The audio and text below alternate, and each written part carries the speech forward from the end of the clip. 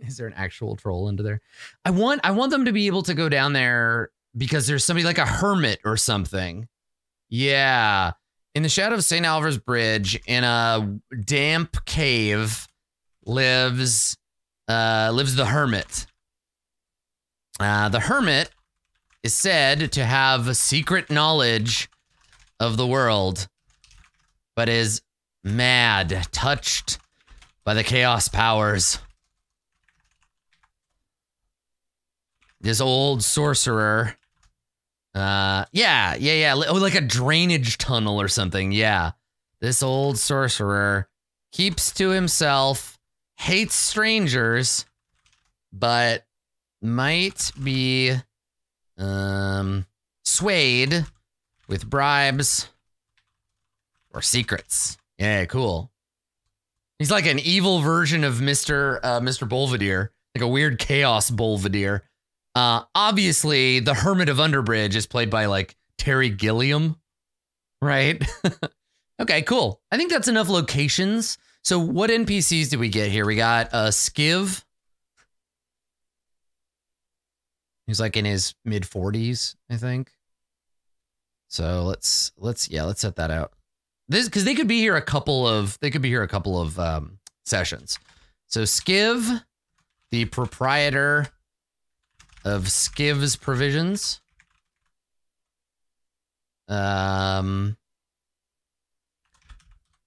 Wilhelmina, Skiv's wife and co-proprietor. Okay, we need the owner of the Inn of the Last Town. Should we make the keeper of the inn another like species that we haven't seen before? Yeah, he invented underpants. He calls them skivvies.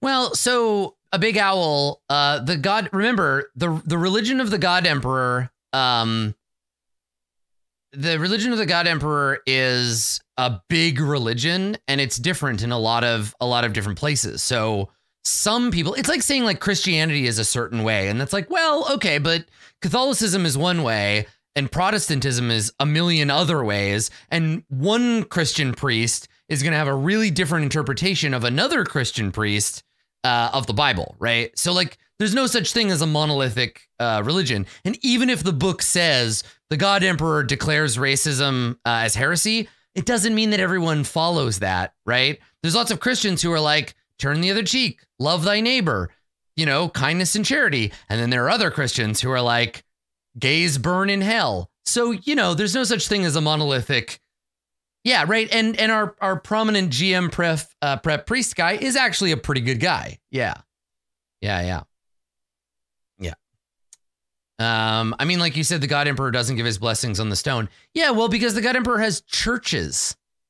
It's not about racism. It's thou shalt have no God before me. The God Emperor is just the Christian God, but reframed. He's a combination of Jesus and the Emperor from Warhammer. And so I'm taking my hints from the medieval Christian church, and they did not like competition, especially not from the pagans. Yeah.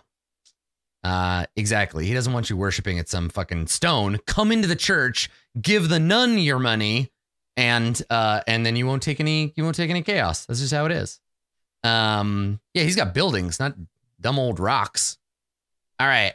So I need, do we make this person like, I think we just make him a human. I'm not super interested in just throwing in a bunch of like, let's make him a human. So let's see. I need a name.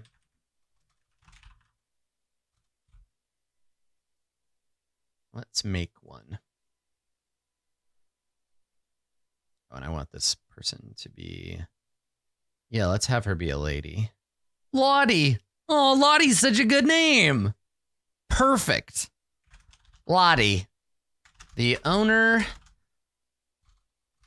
of the Inn of the Last Home. Is that what it's called? No, that was the Dragonlance one. Inn of the Last Town. Owner of the Inn of the Last Town. Generally pretty decent person. In a town full of weird jerks. Okay. All right. So that's Lottie. We got Wilhelmina, Skiv, Lottie. Who else do we need? We need the old nun, right? Sister. And let's give her like a pilgrim name. Right? Like Sufferance or something, you know?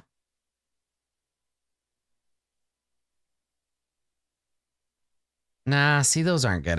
This is like a Dogs in the Vineyard type of a name, like Prudence or Sister. Right, Sister Amanda Chad. She's like an older lady. Sister Forthright.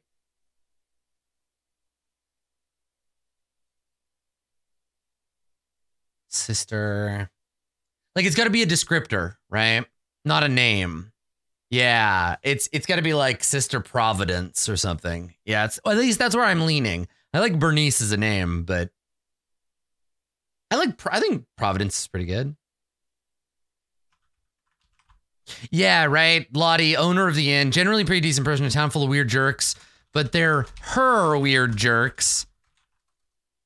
And one of the unspoken rules of Crossroads is that you do not fuck with Lottie.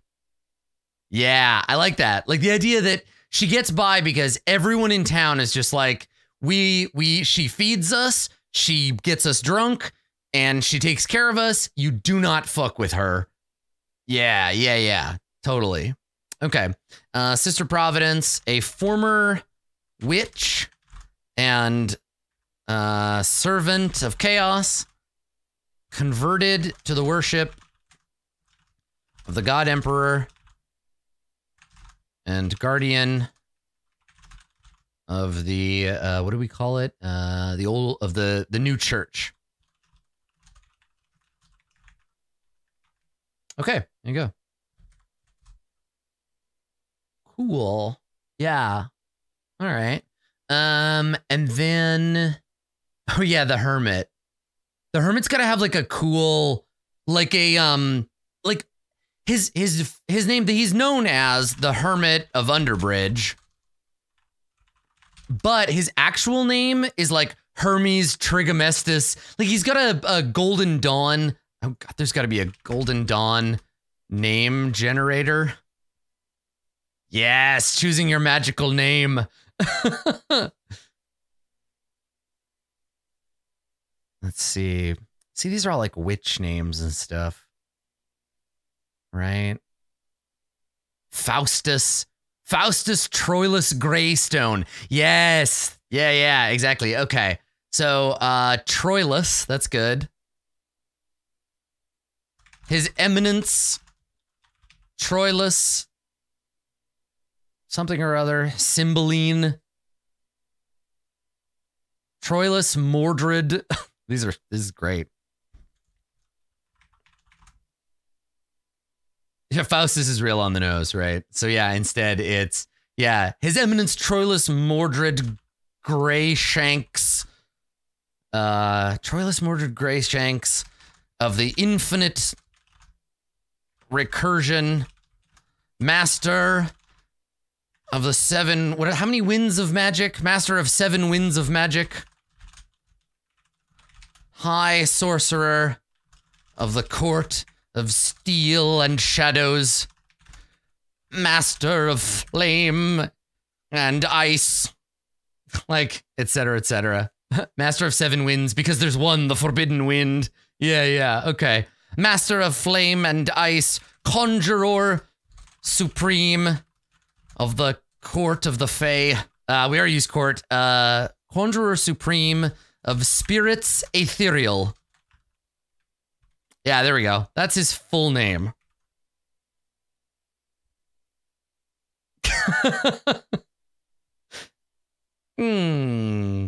Yes. I am he, His Eminence Troilus Mordred Greyshanks of the infinite recursion. Master of 7 winds of magic, high sorcerer of the court of steel and shadows. Master of flame and ice, conjurer supreme of spirits ethereal and terrestrial. And I think that when he introduces himself, the joke here is that he pauses and then they start to talk and then he starts up again. So the Hermit of Underbridge, so the thing about him is an actual for real sorcerer, but whose mind and memory are so addled by his many years of magical research that he often cannot remember most of what he knows. He's a bit like Bugfucker, yeah, in that regard. Archon, that's good. I'm gonna make him Archon of flame and ice. Because he's already Master of 7 winds, yeah. Conjurer Supreme.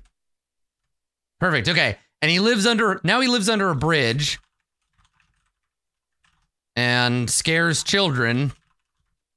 But sometimes people will come to him for alchemy, fortune telling, and other hedge witchery. Has some kind of deeply epic adventurer past where he staved off an invasion of chaos and was some kind of major hero, but he can't remember that. Yeah, I like that. And now he just lives in a shitty cave.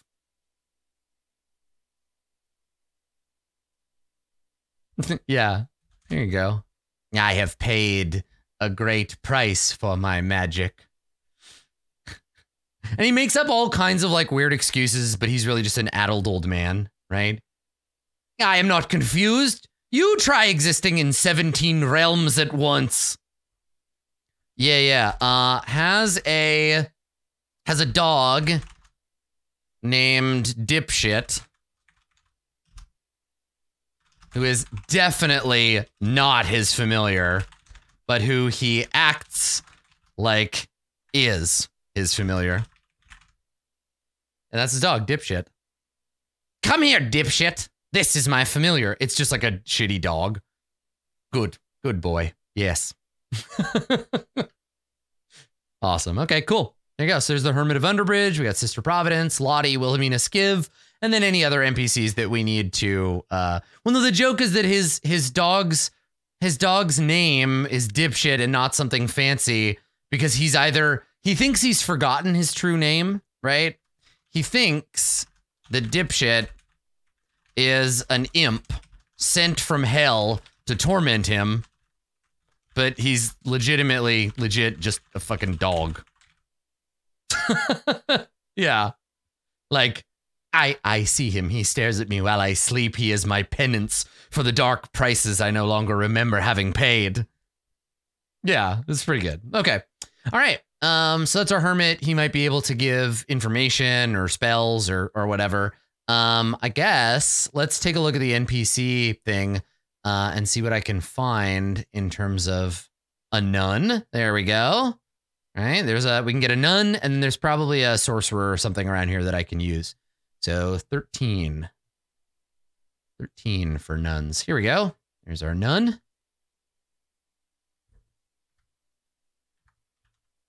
Yeah, the dog is totally chill, for sure. New one of these. Here we go.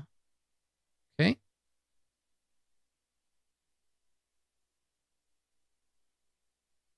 Boop. Okay. This was Sister Providence. Is that what we ended up calling her? Sister Providence, yep. Okay. And then I need like a warlock and this might be in the main book. Let's look in the bestiary. Higher demons, lower demons, corrupted souls. Witch. Not quite. Let me look back in the NPC profiles again. Yeah, it's just a beta, so there's no table of contents yet. Okay, that makes sense. All right, human wizard. Oh, look how many of them there are. Tons of wizards. Okay, so I think the funny thing is the stat block here is that he's actually like an incredibly powerful wizard. He just can't do any of his wizard stuff. Yeah, okay, so wizards start on 35.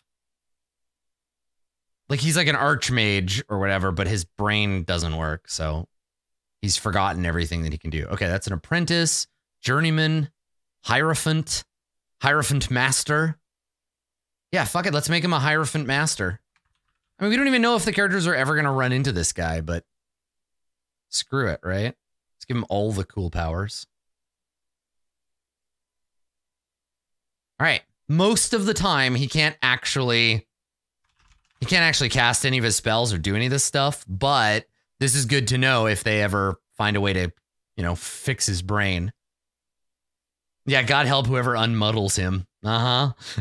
Okay, so let's throw these guys in here. And I don't really need stats for Lottie or Skiv or Wilhelmina. Like, they're just commoner types. Give them some of that mother's little helper. Hierophant was the divine version of Archmage. It is in D&D, but I don't know if it's... I think it's a wizard in this. Hierophant is just a term for like a powerful like person. Yeah, it's just a type of wizard, I think. Maybe with a divine bent, which kind of makes sense, right? Yeah. Okay. All right. Well, that's fine. He's got all these like white wind spells. He's got battle magic and stuff. He's good. We're ready. Because again, I'm not too concerned about accidentally being forced to like reveal all of his secrets. So, okay. Sister Providence. I just think these are characters that there might be some trouble. So let's put him in my spot here. Where are you, Sister Providence? There we go. I don't know. This is a kind of thing that I find really fun or sort of rewarding about GM prep too, is that even if I never get to use her and I never get to use the Hermit, it's fun to like let your brain wander a little bit and like figure out, oh, that's a neat story hook.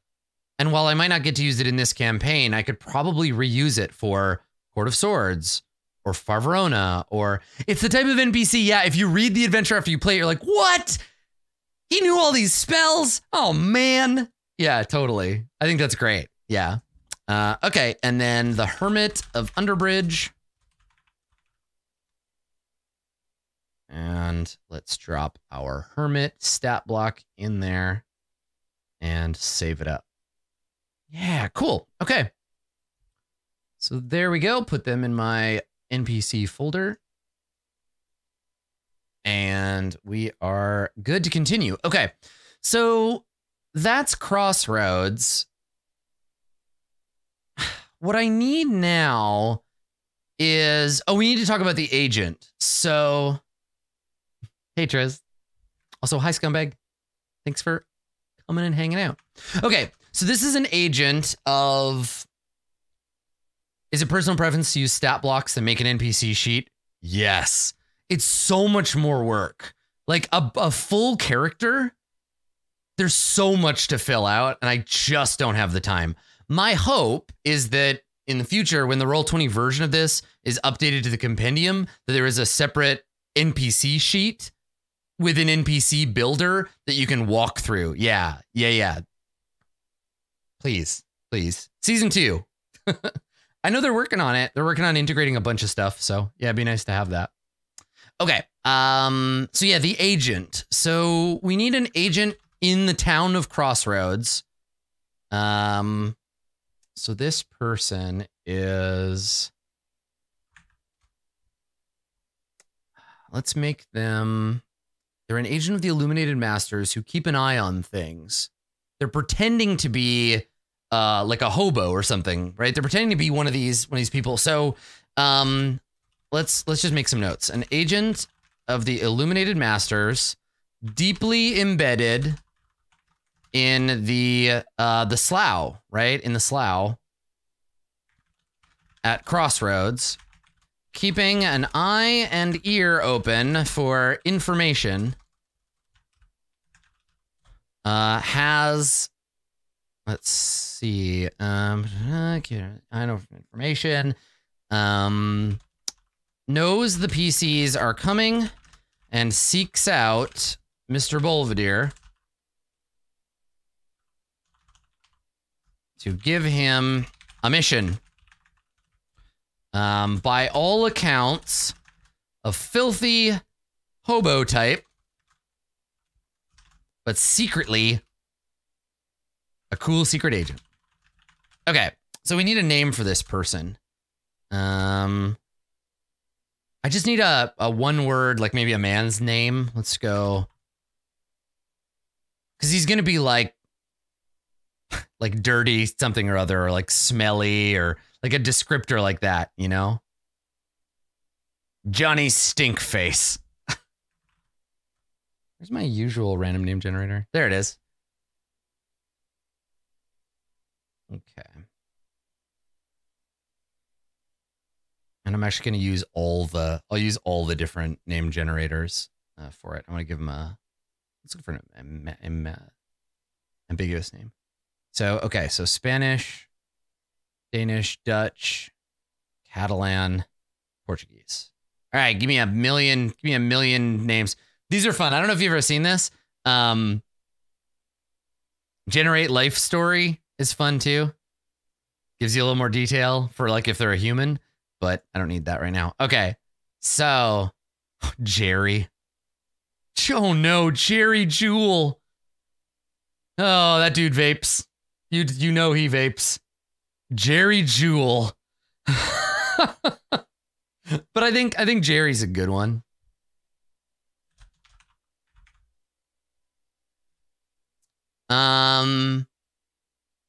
Let's say he's named after some like bad habit or something. Come hit this witch stick. And it's gotta have like a J sound. Like Jerry. Junk Jerry. Dirty Henny.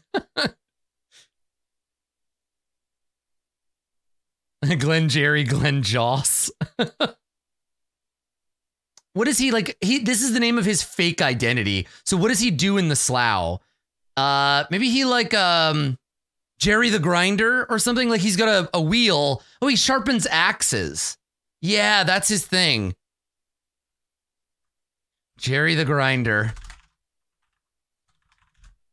Okay, and then his cover identity is that he is he owns a sharpening wheel and makes money sharpening knives, swords, etc. for travelers. Yeah, he's an axe grinder, right? Yeah, cool. He also very talented at helping gay men find dates. Yeah, he's also really good at that. So, yeah. Secret talent. Good. Okay. So yeah. But that's not his real name. He'd never tell them. But he has in his possession a signet ring marked with the eye of the illuminated masters, to prove he is their agent. And then he gives Mr. Belvedere this this mission. Okay, so that'll happen when they get to Crossroads. I guess the only other thing I needed to kind of figure out is like what specific set piece encounters happen. And I don't know, I kind of maybe feel like I don't need these now. Like they get into town. Maybe instead of coming up with specific encounters, I'm just going to brainstorm some things that might happen. Okay, so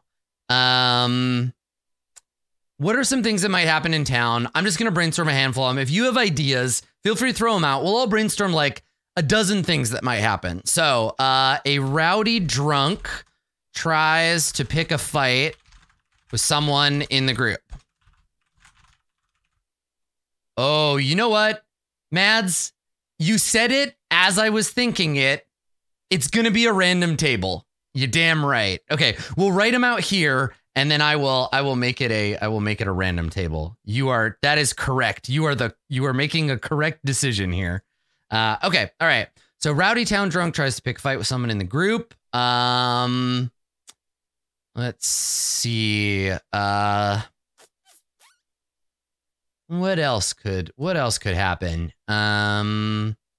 Priest is trying to sneak someone into her basement through the church.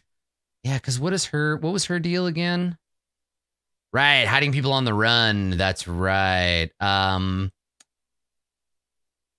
we go. An argument in the street between someone from either Esperine, it's not called that anymore, Philos, from either Philos or Mazric. Argument in the street between someone from either Philos or Mazric and the nun over an escaped criminal. There you go. Okay.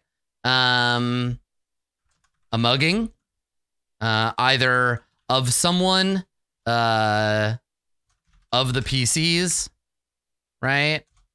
A mugging by thugs who see the PCs as an easy mark. Ooh, yeah. A collapse in Shanty Slough, pins someone under, threatens to drown someone. Yeah, okay. Dipshit goes missing. And nobody cares. Maybe the PCs will.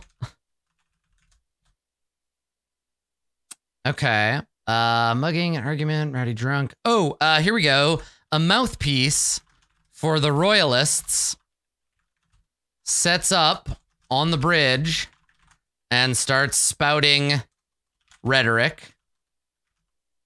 Right? Let's see. Yeah, we got one of the shanties falls into the river. That's this, right?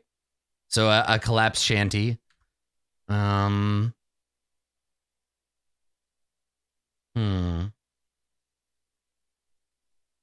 Feeling pretty safe out here, huh? Yeah. Is it? It's Perfume, the movie, right? I actually think Perfume is a pretty good Zweihander movie. You ever seen that movie? Is that what it's called? God, now I gotta look it up.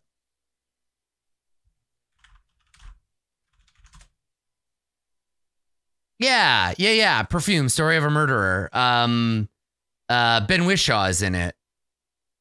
Yeah. And there's a scene in that where there's a collapse on a bridge. Yeah. Check it out. I'm gonna find I got a still from the movie here I want to show you. That kind of makes me think of our game. Yeah, check this out. I think this is very inspiring. See, this is why you watch movies. This is why you watch TV shows. This is why, because it inspires. There's so much to grab. Check this out. Right? It's like a little bigger in scale, but like pretty good vibe. Yeah. Ooh, that gives me an idea. Okay, here's another one for our table. One of the fishers finds a piece of jewelry in the river, and an argument. Oh my God. Let me rephrase this. So two brothers find a magic ring in the river, but then one kills the other and runs away because they're cursed. But yeah, somebody finds a piece of jewelry and an argument starts over who owns it, who gets to keep it. Yeah, okay. mean, honestly, one or two of these things is going to happen. Maybe roll one for each day they stay in town. What else? What else? Yeah, I guess I could. Here, let me save this image. I'll make it a handout. We'll do a D&D style. So bridge handout. That's a great call. Who told me? Yeah, Chromatic Chameleon. Good advice. Well, they also have to ask around, right? So I guess that's another thing is how do they find out about the false nest or the real one, right? Honestly, unless we're running out of episode time, I'm probably going to aim them at the false nest first because I love the idea of an old, crumbled, like abandoned, a haunted house, basically. So they go out, they see the haunted house, they get attacked by the Grendel, they come back, they realize it was the wrong place. When they return, they get pointed in the correct direction. Yeah, exactly. Okay, 155. Oh yeah, I was going to add in this new handout. So handouts. St. Alvar's Bridge, and I'll put it in my own, and then I can show it to them when they get there. Fun.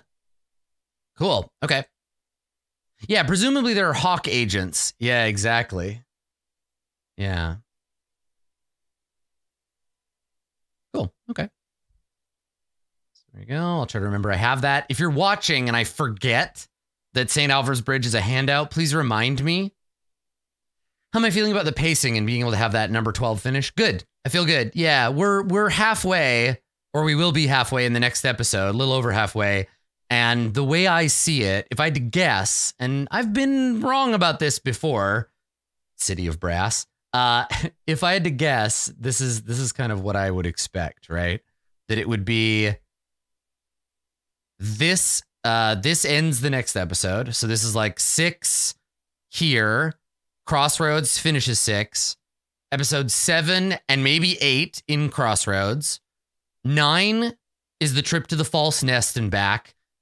10 and 11 are the Hawk's Nest. And then we do not a prequel. We do like a denouement. We do a what happens to you after? Where does your character go? What do? You come back to Philos? Do you leave? What happens, right? So yeah, I think we're doing pretty good on pacing.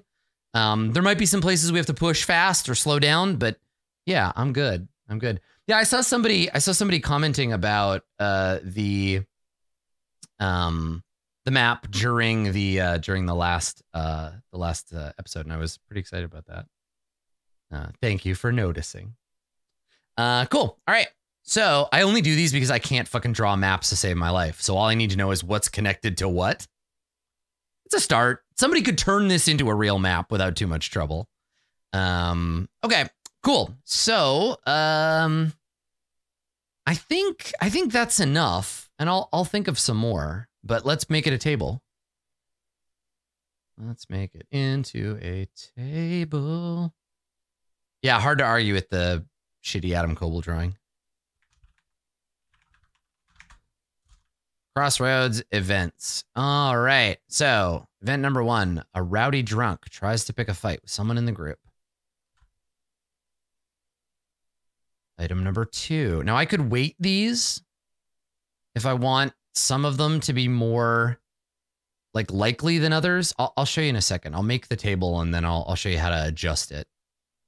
Mugging somebody. There we go. And then I got collapse.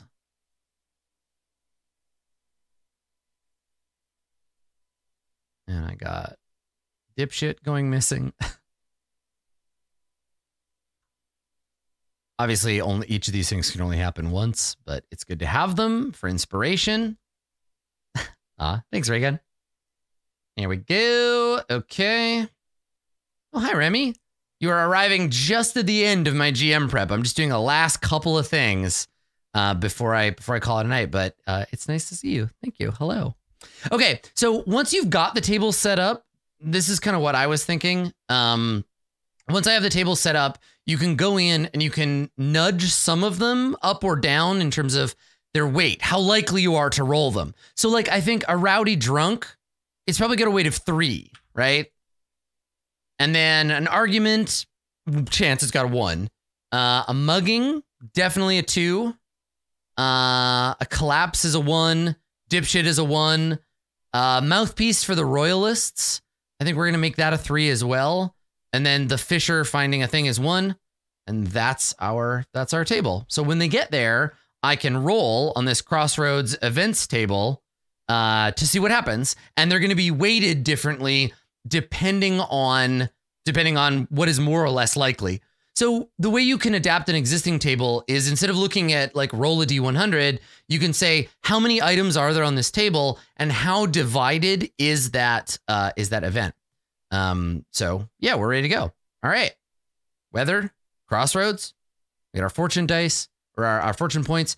Somebody said, I can't remember if this was on, it would have been on YouTube. I think there was a YouTube comment. Someone said, we need to stop using these icons for the points and just take a picture of Masood giving a thumbs up and then take a picture of Masood giving a thumbs down, make them into tokens and use them for the 2 sides of the token, which I think I'm going to tell Masood to do at the beginning of the next episode. Like, all right, Masood, thumbs up. That was you, Krangar.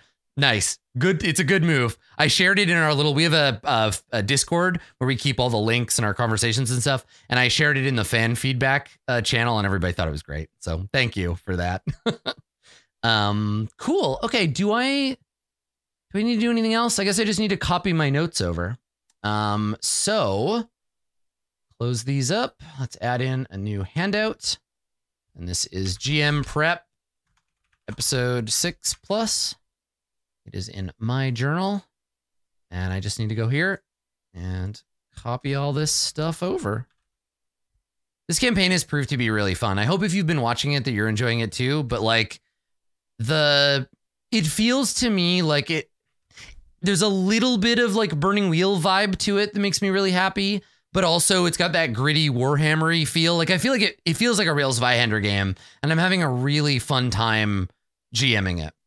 I'm really excited about it, and it's been a blast. So yeah, I'm really glad. It's also been really cool to be able to do little GM prep streams for almost every episode. That's a different approach. Normally I'll do a big one and then wing it. But when we set out to do this campaign, I actively said, you know what? I'm going to try to do a GM prep stream like every other game. And so far we've only had one in between where there hasn't been a GM prep. So yeah, it's been really cool. It's been really good having Blue Jay and Amber, both excellent grasp on the rules. And the player dynamics are really great. It's been fun watching everybody kind of get to know each other. I always say, and I think I might have mentioned this before, but I always say that like once I've worked with someone once and I like had a good time and like enjoy playing with them, they're going to be in my brain forever. Right.